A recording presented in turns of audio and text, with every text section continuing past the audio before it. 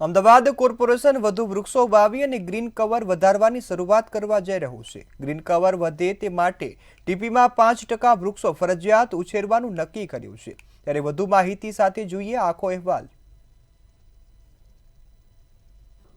અમદાવાદ કોર્પોરેશનનો વ્યાપ દિવસે ને દિવસે વધી રહ્યો છે। આ વધતા વ્યાપ સાથે વિકાસ પણ વધ્યો છે અને આ વિકાસમાં હજારો વૃક્ષોનું નિકંદન નીકળી રહ્યું છે।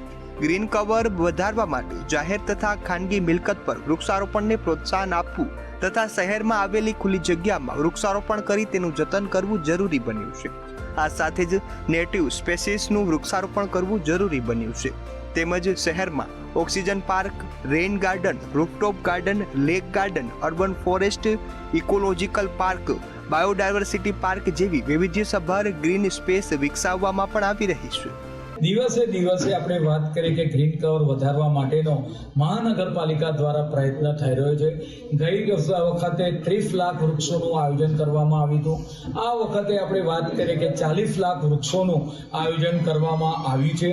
અર્બન ગ્રીન પોલિસીની અંદર મિયાકઈ પદ્ધતિથી ઝડપી ઉગી શકે તેવા ઝાડ, તદુપરાંત પબ્લિક જગ્યા અને પ્રાઇવેટ જગ્યા, પ્રાઇવેટ સોસાયટી, બંગલા અને આપણે વાત કરીએ કે પબ્લિક યુટિલિટીની વાત કરવામાં આવે તો જાહેર રસ્તાઓ હોય, સેન્ટર્ડ વર્જ હોય, કોર્પોરેશન મહાનગરપાલિકાના ઓપન પ્લોટો આવેલા હોય, સ્કૂલના કેમ્પસો હોય, તો આવી દરેક જગ્યા ઉપર ગ્રીનરી કઈ રીતે વધે એ માટેનું એક આયોજન કરવા માટે ગ્રીન પોલિસીને મંજૂર કરવામાં આવી છે।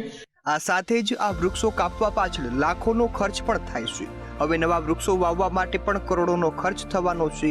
તેમજ 2 વર્ષમાં 70 લાખ રોપા અને 100 કરોડનો ખર્ચ કર્યા છતાં પણ વાતાવરણમાં ઠંડક પ્રસરી શકતી નથી। તેમજ હવામાં ગરમી વધી રહી છે અને પ્રજાના પૈસાનો વ્યય થઈ રહ્યો છે। મેહુલ દુધરેજિયા, મંતવ્ય ન્યૂઝ, અમદાવાદ।